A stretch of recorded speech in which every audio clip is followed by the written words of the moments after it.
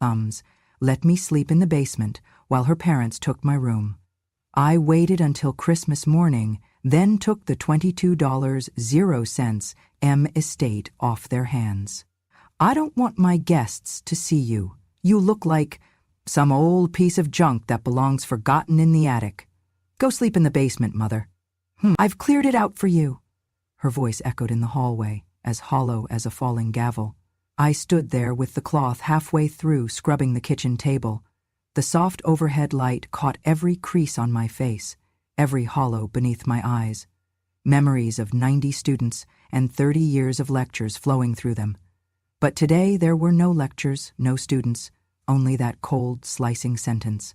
I nodded once, "Huh? Huh?"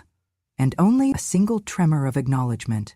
I had learned long ago not to argue, not to make a scene. I watched her walk away in her stilettos, echoes of her steps growing sharper, louder, until the door upstairs slammed shut like a tomb, sealing me in.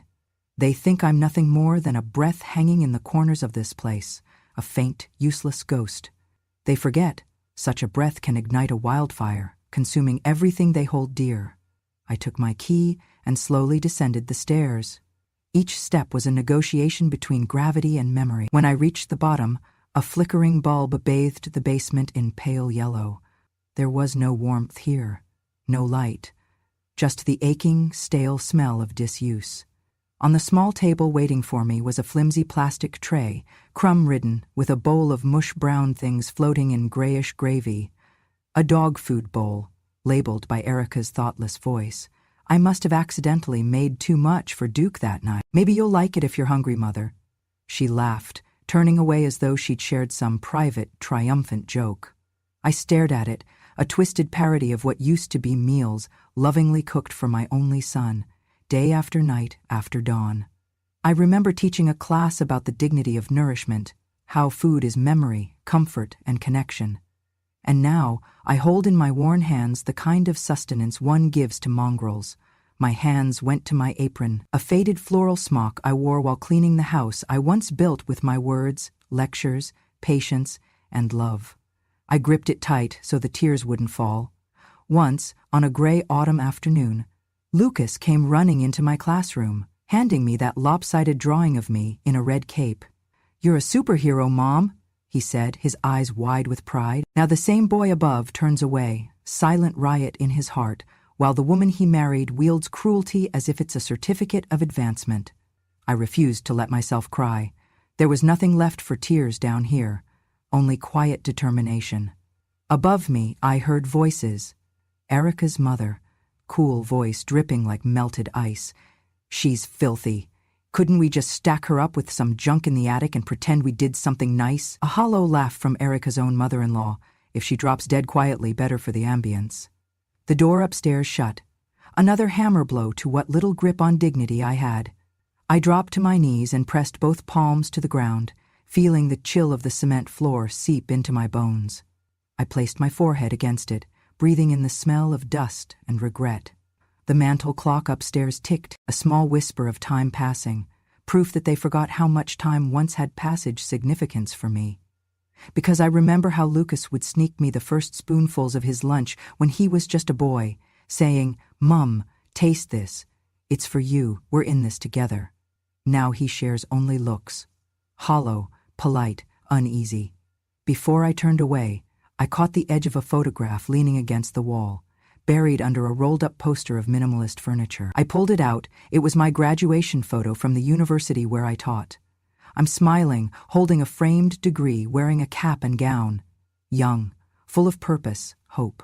Erica never asked about it, never valued it, but that same achievement now has the power to burn her world down. Holding the photo to my chest, I felt its weight, my soul condensed in a single frame, waiting for its moment. I stood. Yes, they see me as a breath clinging to the dark corners, but they forget some small spark can set the entire forest ablaze. I tucked that photo into my apron's pocket and turned toward the stairs. Tonight, I will sleep in the shadows, but tomorrow the fire begins. My name is Lois Harrington. I'm 74 years old, and once, not too long ago, I was someone people stood up to greet when I walked into a room. I was a professor of sociology at a university in Washington, 3 master's degrees, education, public policy, and philosophy. I spent over 3 decades lecturing on systems, history, the invisible backbone of society. I taught students how to recognize abuse disguised as order, how to see love even when it comes dressed in silence. But in the end, none of my credentials saved me from becoming invisible in my own home. You see, I wasn't always quiet. Life silenced me.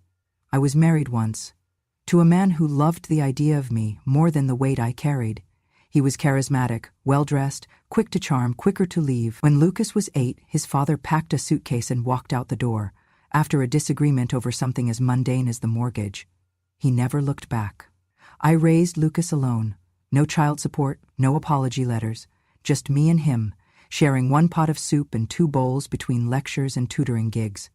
At night, I'd grade papers while mopping the lecture hall floors just to make ends meet. By day, I'd put on pearls and step onto a podium, speaking with a voice strong enough to command attention. No one ever saw me mop, a secret I folded into my silence. Like every woman who survives by vanishing parts of herself others find inconvenient, Lucas grew up in that life of careful dignity. He was quiet, artistic, gentle. I encouraged him to draw, to explore, but when he graduated, I nudged him towards something stable. He wanted to be an artist. I insisted he study architecture. Maybe that was the first crack in our closeness, but I was afraid he'd inherit the same instability his father left behind. I wanted security for him, something solid. I thought I was protecting him. Lucas got his degree and eventually opened his own furniture company, a sleek little startup that took off quickly thanks to one thing: me. When I retired, I sold my house, emptied my retirement account, and gave everything I had to help Lucas launch his dream. I didn't hesitate or ask for terms. I just said, "This is yours now. I believe in you." He cried that night. He hugged me so tight I could barely breathe. And he said one sentence I still remember: "You'll never have to worry again, Mom. This house is your home for life." It wasn't just a house. It was a beautiful 2-story home with white pillars and deep cedar accents, overlooking the quiet treetops of North Capitol Hill. Lucas built it from the ground up with his own designs. And I was proud. So proud. When Erica came into the picture, I welcomed her with open arms. She was stunning, sharp-witted, and moved through life like she'd already won. But even on the first dinner, I saw the way she looked at me. Not with cruelty, no, worse. Pity. She asked me what I did for a living, and when I told her, she smiled and said, "Oh, that's nice. Lucas always says you were very academic." I brushed it off at the time, but that word, academic, when said like that, it's a soft insult, a way of saying useless now. After they married, things changed slowly, almost gracefully, like watching ice spread over a pond until it cracked. Erica started by suggesting I streamline my space. She wanted to open up the house. Next came the repainted walls, soft grays and creams, her design taste replacing mine. My bookshelf vanished one weekend while I was away visiting a friend. So did my rocking chair. So did the grandfather clock my students gave me when I retired. But I told myself, they're just building a life. You're lucky to be here. Keep quiet. Be grateful. I cooked for them, cleaned their rooms, washed their babies' clothes. I never asked for rent. I never asked for help. I never once reminded Lucas that none of this, not the company, not the house, not the life, would exist without what I gave up. Why would I? He was my son. He had grown from a boy who cried when he lost a tooth into a man who rarely made eye contact at breakfast. I still remember his laugh when he was 5. I remember how he used to crawl into my lap, even when his legs were too long. And now, at 74, I had become a whisper in the corner of a home I funded. I had become the polite inconvenience, the antique no one dares to throw away, but no one dares to polish either. It was Erica who said it first, over wine one evening to her friends in the kitchen, thinking I couldn't hear. "She's fine, just very outdated. You know the type. Thinks reading books makes her superior." I mean, I let her stay because it was important to Lucas, but honestly, she's kind of in the way now. Her words sliced sharper than any knife in my kitchen drawer, but I stayed silent. I stayed silent when they replaced my quilt with a mass-manufactured duvet. I stayed silent when Lucas forgot my birthday not once, but twice. I stayed silent when Erica told the housekeeper to knock before entering my room, as if it no longer belonged to me, because I believed that love, real love, meant endurance, that if I gave enough, stayed long enough, forgave quietly enough, I would always belong. But I was wrong. What they wanted wasn't a mother, they wanted a monument. Something silent, something still, something they could bury in the basement and forget. They say resentment is just love that's been left too long in the sun, shriveled, bitter, and hard to swallow. I didn't see it at first. I mistook the tension for personality differences, for growing pains between generations. But now, looking back, the signs were clear. Let me tell you about Erica. Erica's sharp, razor sharp, the kind of woman who negotiates without blinking, thrives on risk, and calculates people the way most folks calculate interest rates. She came from Boston, from a family that wore power like perfume. Her father is a retired surgeon. Her mother runs charity galas for faces she can't remember the names of. When Erica met Lucas, she saw potential, not in his artistry, he barely painted anymore, but in his ability to build, manage, and impress. She liked his vision for the furniture company, liked that it came with an investor, me, liked that the house was already half paid off. In the beginning, we got along fine. I even encouraged her when she started dabbling in personal finance and digital portfolios. She asked me once, over tea, if she should invest in a state-run education fund that was expanding across counties. I looked over the numbers. Slow returns, yes, but stable, ethical, long-term. I told her, invest in things that feed children or minds. Those never crash. She listened. Made her first real return, over $200,000, 0 cents, I heard later. She thanked me once, a quick, tight smile. But as she climbed the ladder, something shifted. She got a taste for faster deals, crypto, tech flips, private coin offerings. And then one day, she came into the kitchen with an idea, said I should sell my old rental property and funnel the money into a coin startup she was backing. We'd triple it in 6 months. It's the future, Lois. Why cling to dusty asset? I said no, calmly, without judgment.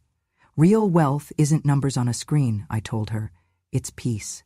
It's people who'll visit you in the hospital when those numbers vanish. Her eyes narrowed like I'd insulted her directly. And then, her deal crashed. Big. She lost hundreds of thousands, mostly borrowed capital. And from that day forward, I wasn't just her mother-in-law, I was her scapegoat. You don't understand modern money. You sabotage my timing. If you weren't so stubborn, I'd be in a very different position right now. Suddenly, I was the reason her career wasn't skyrocketing. Not the market, not the risk, not the timing. Me, the outdated moral anchor in her high-speed yacht. She started freezing me out with style, no open fights, just glances. Redecorating without telling me, moving my books into boxes, introducing me at parties as Lucas's mother, no name, no title, like I was a placeholder in his biography. Then there's Lucas. God, I love that boy. I loved him so hard it bruised me. But love doesn't mean blindness. Lucas has always had a quiet grudge, not a loud one, the kind that simmers. He wanted to be a painter, not an architect, not a businessman. A painter, but I was a woman raising a son alone, with nothing but a chalkboard and a broken-down car. I saw dreams get eaten alive by bills and eviction notices. So I told him, gently but firmly, you can paint on Sundays, baby, but Monday through Friday we build something solid. He obeyed, without protest, without joy. But the more his company succeeded, the more I saw in his eyes that silent echo. This wasn't my dream. I could feel it in how he hesitated before showing me his work, in how he dismissed compliments as, "You always say that, Mom." Then, years later, after Erica entered the picture, he said it directly, in a single sentence that cracked me open. "You never forgave Dad. That's why he died alone." I had been sitting by the window, folding linens. My hands froze mid-crease. He didn't look up when he said it, just kept scrolling on his phone. "You never forgave him," he repeated, "and that coldness, it's what I grew up with. Even when you were good, you weren't warm."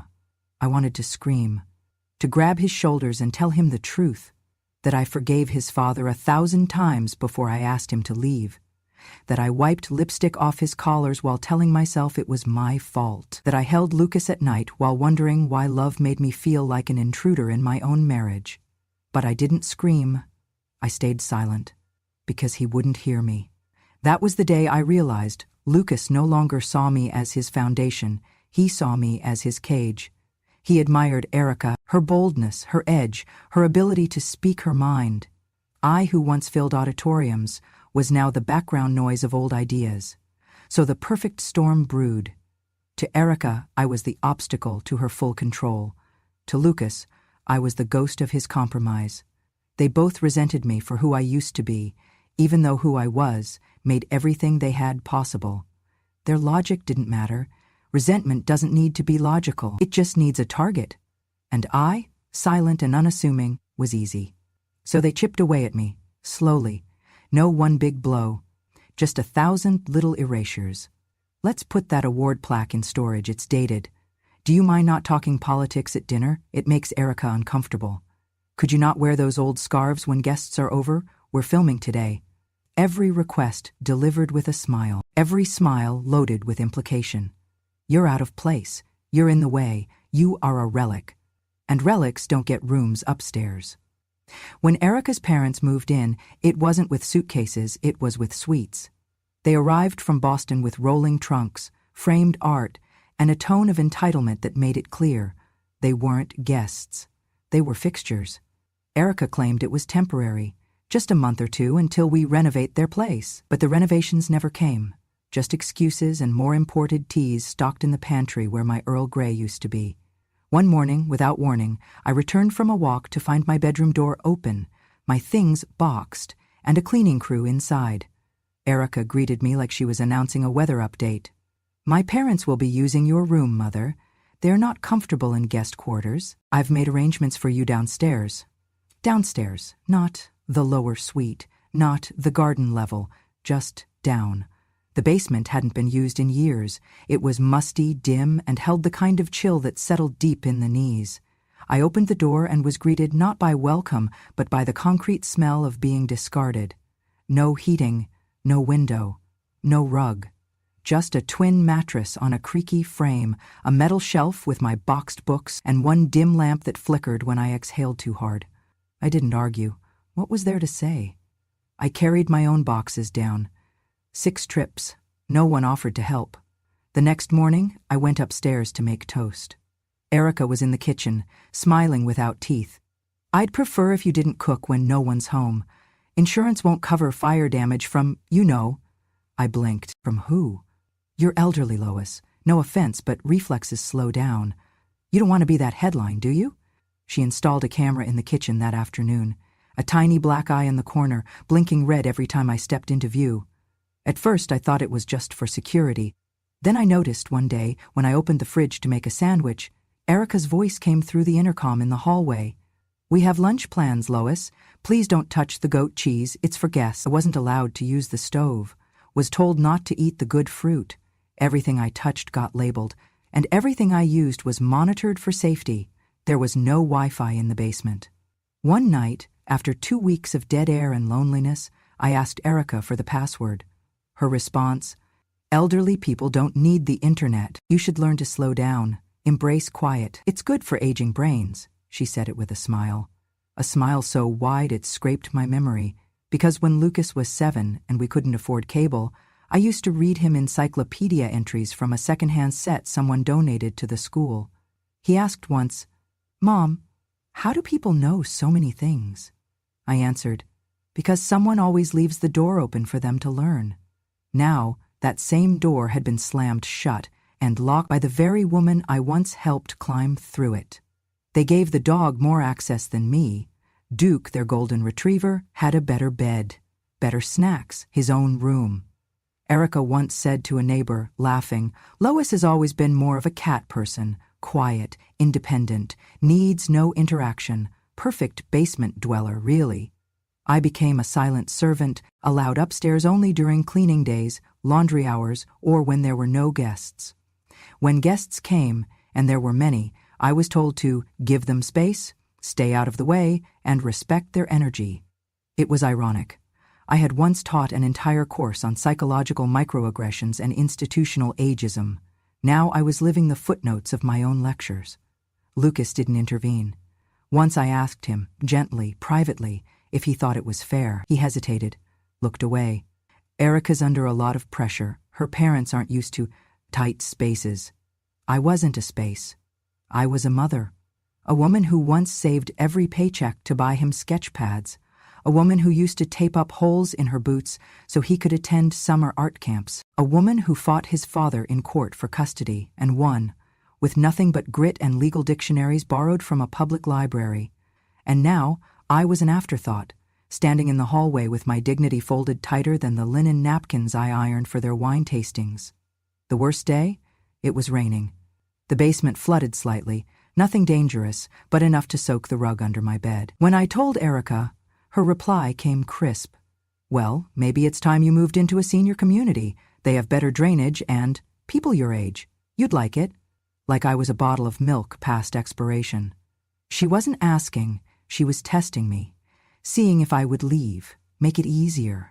I didn't leave, because while they stripped me of space, silence, and comfort, they forgot. I built this home. I paid for the foundation. I funded the business. I signed the original deed, and I had kept every receipt. When Erica's parents moved in, it wasn't with suitcases, it was with suites. They arrived from Boston with rolling trunks, framed art, and a tone of entitlement that made it clear they weren't guests, they were fixtures. Erica claimed it was temporary, just a month or two until we renovate their place. But the renovations never came. Just excuses and more imported teas stocked in the pantry where my Earl Grey used to be. One morning, without warning, I returned from a walk to find my bedroom door open, my things boxed, and a cleaning crew inside. Erica greeted me like she was announcing a weather update. My parents will be using your room, Mother. They're not comfortable in guest quarters. I've made arrangements for you downstairs. Downstairs. Not the lower suite. Not the garden level, just down. The basement hadn't been used in years. It was musty, dim, and held the kind of chill that settled deep in the knees. I opened the door and was greeted not by welcome, but by the concrete smell of being discarded. No heating, no window, no rug. Just a twin mattress on a creaky frame, a metal shelf with my boxed books, and one dim lamp that flickered when I exhaled too hard. I didn't argue. What was there to say? I carried my own boxes down, 6 trips. No one offered to help. The next morning, I went upstairs to make toast. Erica was in the kitchen, smiling without teeth. I'd prefer if you didn't cook when no one's home. Insurance won't cover fire damage from, you know. I blinked. From who? You're elderly, Lois. No offense, but reflexes slow down. You don't want to be that headline, do you? She installed a camera in the kitchen that afternoon. A tiny black eye in the corner, blinking red every time I stepped into view. At first, I thought it was just for security. Then, I noticed one day, when I opened the fridge to make a sandwich, Erica's voice came through the intercom in the hallway. We have lunch plans, Lois. Please don't touch the goat cheese, it's for guests. I wasn't allowed to use the stove. Was told not to eat the good fruit. Everything I touched got labeled, and everything I used was monitored for safety. There was no Wi-Fi in the basement. One night, after 2 weeks of dead air and loneliness, I asked Erica for the password. Her response? Elderly people don't need the internet. You should learn to slow down, embrace quiet. It's good for aging brains. She said it with a smile so wide it scraped my memory. Because when Lucas was 7 and we couldn't afford cable, I used to read him encyclopedia entries from a second-hand set someone donated to the school. He asked once, Mom, how do people know so many things? I answered, because someone always leaves the door open for them to learn. Now, that same door had been slammed shut and locked by the very woman I once helped climb through it. They gave the dog more access than me. Duke, their golden retriever, had a better bed, better snacks, his own room. Erica once said to a neighbor, laughing, Lois has always been more of a cat person, quiet, independent, needs no interaction, perfect basement dweller, really. I became a silent servant, allowed upstairs only during cleaning days, laundry hours, or when there were no guests. When guests came, and there were many, I was told to give them space, stay out of the way, and respect their energy. It was ironic. I had once taught an entire course on psychological microaggressions and institutional ageism. Now I was living the footnotes of my own lectures. Lucas didn't intervene. Once I asked him, gently, privately, if he thought it was fair. He hesitated, looked away. Erica's under a lot of pressure. Her parents aren't used to tight spaces. I wasn't a space. I was a mother, a woman who once saved every paycheck to buy him sketch pads. A woman who used to tape up holes in her boots so he could attend summer art camps. A woman who fought his father in court for custody and won, with nothing but grit and legal dictionaries borrowed from a public library. And now I was an afterthought, standing in the hallway with my dignity folded tighter than the linen napkins I ironed for their wine tastings. The worst day? It was raining. The basement flooded slightly, nothing dangerous, but enough to soak the rug under my bed. When I told Erica, her reply came crisp. Well, maybe it's time you moved into a senior community. They have better drainage and people your age. You'd like it. Like I was a bottle of milk past expiration. She wasn't asking. She was testing me. Seeing if I would leave, make it easier. I didn't leave. Because while they stripped me of space, silence, and comfort, they forgot. I built this home. I paid for the foundation. I funded the business. I signed the original deed, and I had kept every receipt. 6 months before that Christmas dinner, before the glass, the laughter, and the final insult, I started to forget things. At least, that's what they believed. I misplaced salt in the sugar jar. I asked where the light switch was in the hallway I helped design. I told Erica the same story about my first class at university, twice, 3 days apart. She noticed, of course. She always noticed. Not with concern, but with opportunity. One afternoon, I stood in the living room holding a remote, pretending not to know how to turn on the TV. Erica walked in, paused, tilted her head like someone inspecting a crack in a vase. You okay, Lois? You been off lately? I looked at her, glassy-eyed, and muttered, I must have forgotten again. Sorry. Her smile stretched so slowly it made my skin crawl.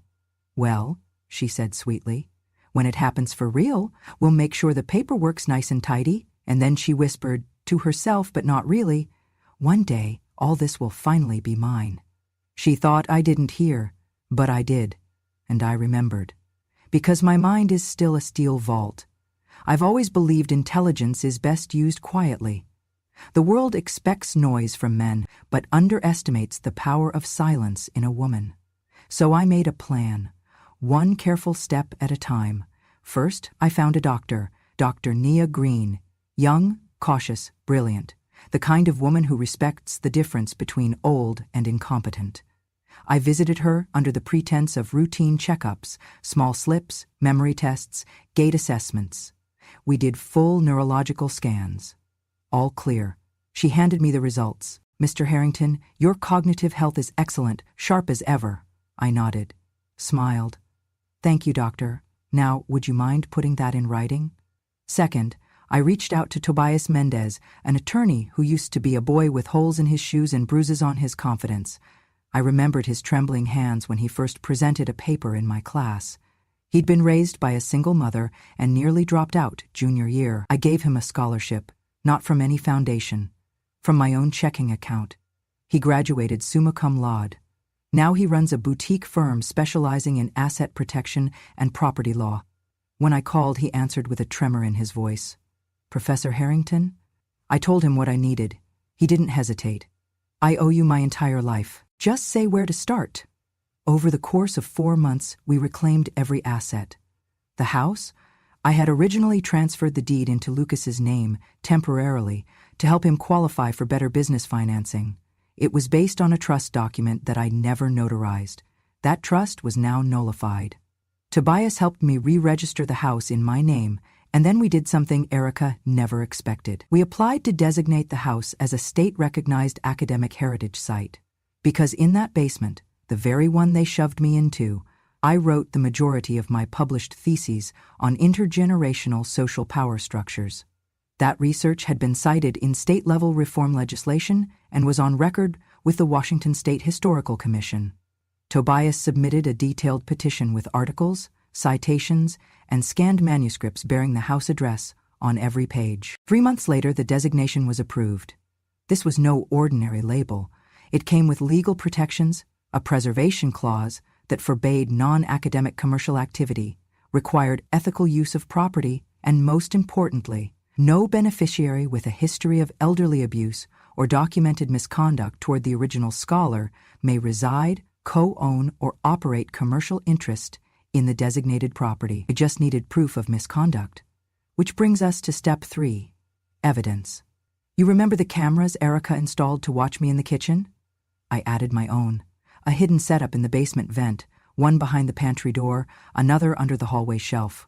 I recorded everything, every insult, every command to stay out of sight, every dinner where I was told to eat standing up in the laundry room. I had 6 months of footage, each clip sealed with a date, each insult archived like a legal record.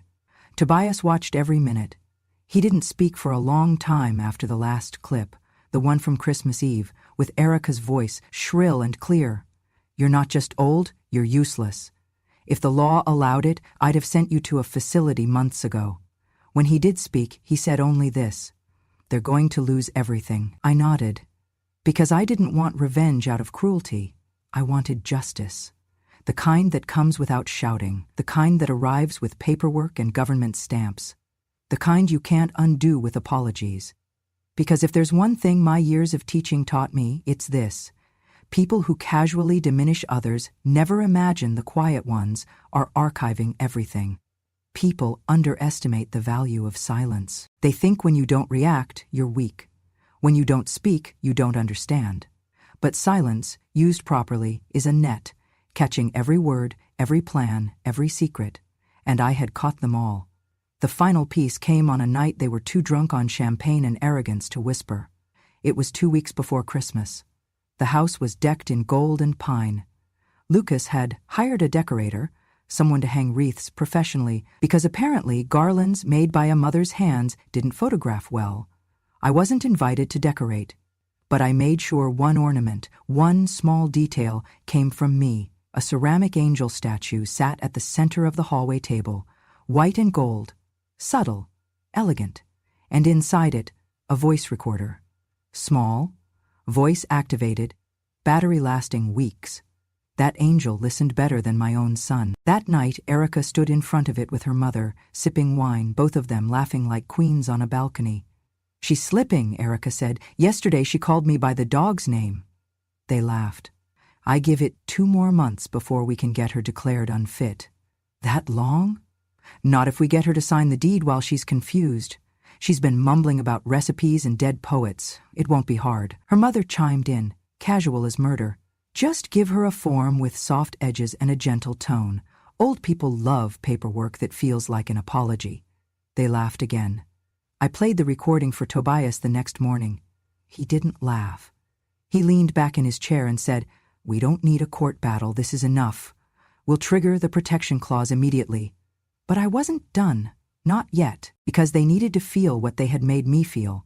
Not just loss, but the sudden horror of underestimating someone they thought had nothing left. So I called Lucas, invited him downstairs. He came reluctantly, holding a mug of herbal tea like a peace offering. His tie was loose, his posture defensive. "Mom, I've been meaning to talk to you.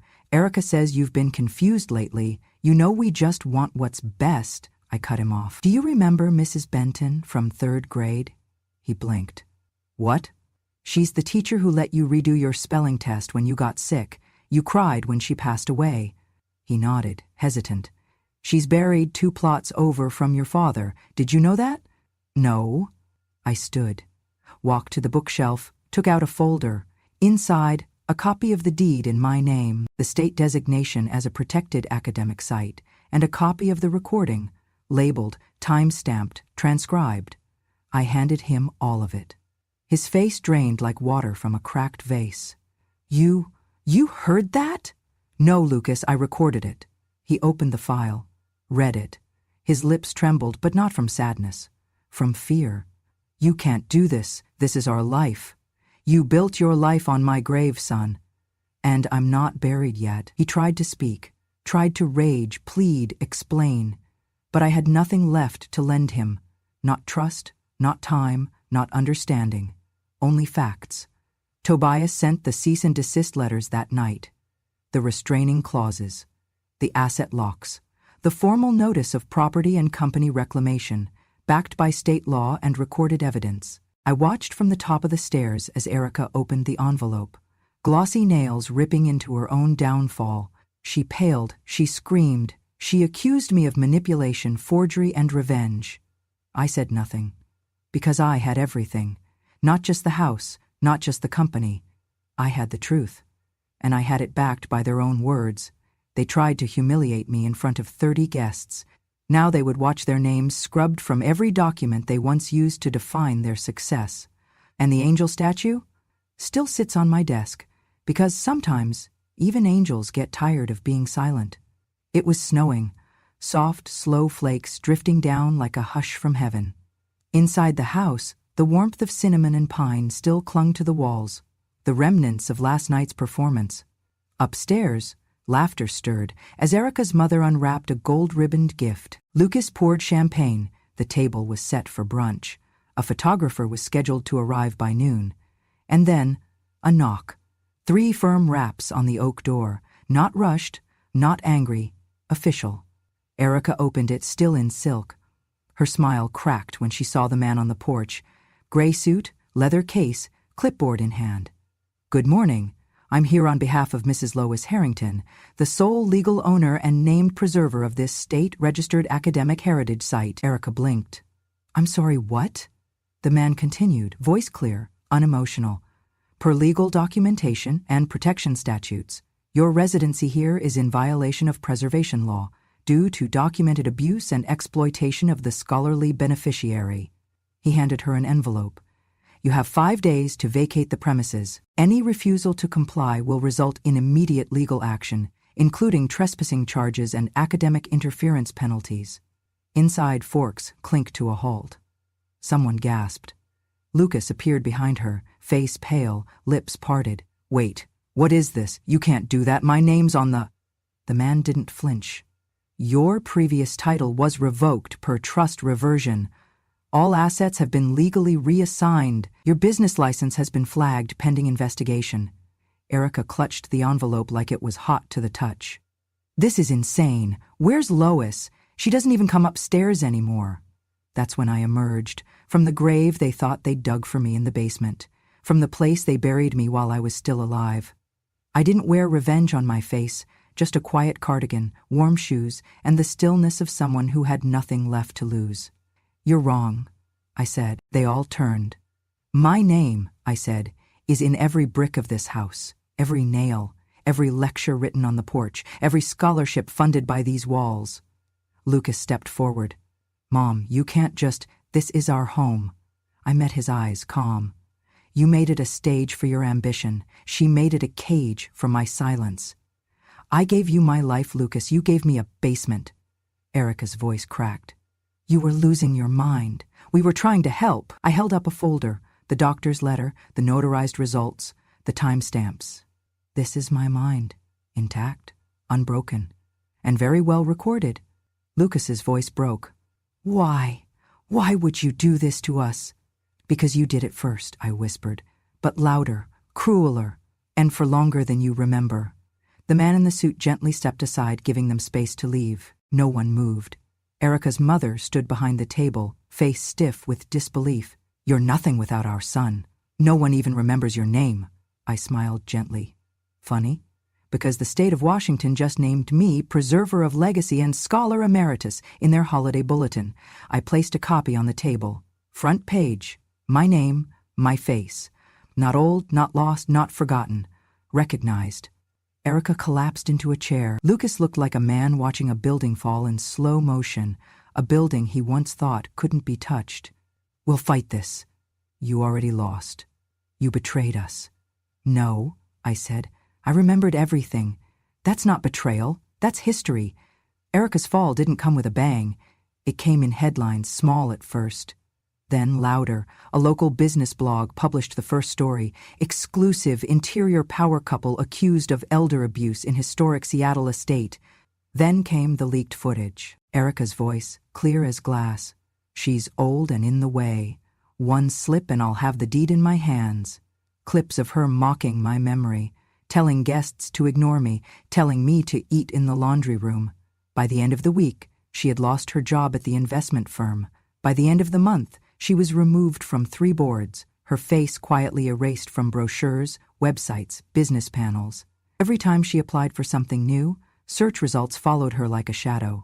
She who once said government aid was for the unambitious now stood in line for assistance at a state office, trying to explain that she used to live in a house with a piano room and imported stone countertops. She had a breakdown on the courthouse steps when a reporter asked, "Do you regret treating your mother-in-law that way?" She screamed, "She set me up." No one felt sorry for her, because the public doesn't pity abusers caught on tape. They pity the grandmothers locked in basements. As for Lucas, the company he built with my seed money, Harrington & Co., crumbled within weeks. When I reclaimed my share, the banks reevaluated his assets, his lines of credit vanished, his silent partners pulled out. And then came the lawsuit, filed by Tobias, my lawyer, the boy with the old shoes and new power. Charges: intent to exploit an elderly individual, unlawful occupation of protected property, financial misrepresentation in securing business loans. Lucas had built a life on borrowed respect he never earned, just inherited from my reputation. Now, stripped of it, he stood as he really was, a man who watched his mother wash dishes in silence while he toasted champagne to his vision. He couldn't get a business license, couldn't lease an office space, even tried applying under a new name, but the internet is forever, and Tobias is thorough. The boy I once helped with his grammar homework had now helped me dismantle the empire built on my back. Where did they go? A 2-bedroom apartment near the freeway, thin walls, flickering lights. The kind of place where ambition echoes like regret. They live on government aid now. The very system Erica once called a retirement plan for losers. Funny how fate works. And me? I didn't move back upstairs. I turned the whole house into something better. The Harrington Center for Intellectual Resilience, a nonprofit dedicated to educating, sheltering, and empowering women over 60 who had been discarded by their families. We offer workshops on legal literacy, self-defense, technology basics, and most importantly, how to recognize gaslighting before it becomes a prison. I will share my story, not to shame them, but to remind these women and myself that dignity doesn't die quietly. It waits. Sometimes in the basement, sometimes in a box of old documents, sometimes in the mind of a woman who once taught generations to think critically and finally turned that gaze on her own family. I could have sold the house. I could have torn it down and built something new, a boutique hotel, a bookstore, a cafe with overpriced scones. But I didn't, because the house wasn't just wood and wallpaper. It was a battlefield, and now it would become a haven. I renamed it the Harrington Center for Survival and Scholarship. Some call it a nonprofit, some call it a retreat. I call it a second wind for women who were told they were too old, too tired, too useless to matter. Here they learn. We teach women how to write their memoirs, not just for print, but for dignity. We teach them how to set up email, protect their assets, spot financial traps before their own sons or daughters try to spring them. We teach them to say no, not with anger, but with certainty. Some of them arrive here with walkers, some with bruises, some with nothing but a small purse and a quiet story. And we hand them a notebook, a laptop, a room with their name on the door. Every month I get letters, dozens, then hundreds from women in Kansas, Arizona, New York, Alabama. They write, "My daughter-in-law did the same to me. They said I was crazy too. Thank you. I thought I was the only one. They're not. I answer as many as I can. I print the rest and pin them on the wall outside my study. The wall is full now. We call it the Wall of Witnesses, because silence does not mean surrender. It means strategy. It means survival. It means waiting for the right moment to speak. And when we do, God help the ones who thought we wouldn't. They thought I would die in that basement, that I'd forget my own name, forget the papers I signed, forget the house I built and the son I raised. They thought they'd wear me down with cold dinners and quiet insults. They thought my back would break before my voice rose, but they forgot something. They forgot what a mother does.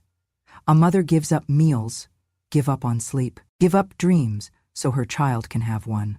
But a mother can also wait. She can sit through humiliation, through silence, through the ache of being called useless in her own kitchen, just long enough to gather every detail, every voice, every betrayal, long enough to let them laugh, to let them believe they've won. Then, when the time is right, she moves. Not with rage, not with noise, with receipts, with resolve, and with every ounce of the dignity they tried to take from her. If this story moved you, remember, silence doesn't mean surrender. It means strength. Somewhere out there, another woman is sitting quietly in a basement, waiting for the moment to rise. Maybe it's your mother, your grandmother, or maybe it's you.